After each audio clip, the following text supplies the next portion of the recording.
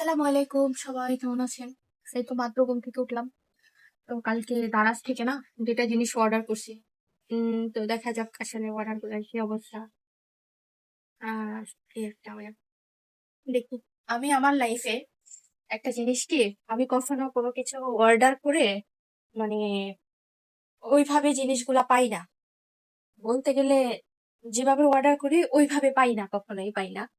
তো এই জন্য দেখবো আর কি, দেখি কি কি দিছে আমাকে হচ্ছে দারাজের অর্ডার। আমি কখনোই না যখন যেরকম অর্ডার দিই ওই জিনিসটা ওই রকম অর্ডার করলে পাই না।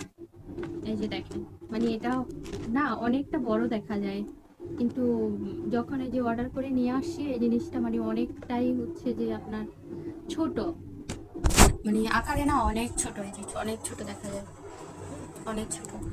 তারপরে হচ্ছে এটা এটা খুলবো এখন, দেখা যাক এটার কি অবস্থা হয়।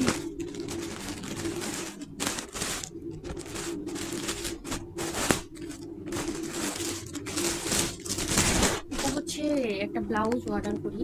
তো ব্লাউজটা মনে হয় যে মোটামুটি হবে। তো আমি না হয়তো হবে, যেহেতু এগুলা স্কিন হয় আর কি, এগুলা কি কাপড় বলে, এগুলা কি ভুলে গেছি। তো স্টিচের মতো এগুলা টান দিলে বড় হয়, হবে হয়তো বা। হয়ে যাবে, আমি তো আর এত মোটো মোটো না, হয়ে যাবে। যাক, যাই হোক, মোটামুটি তো একটা জিনিস চলে আসছে না।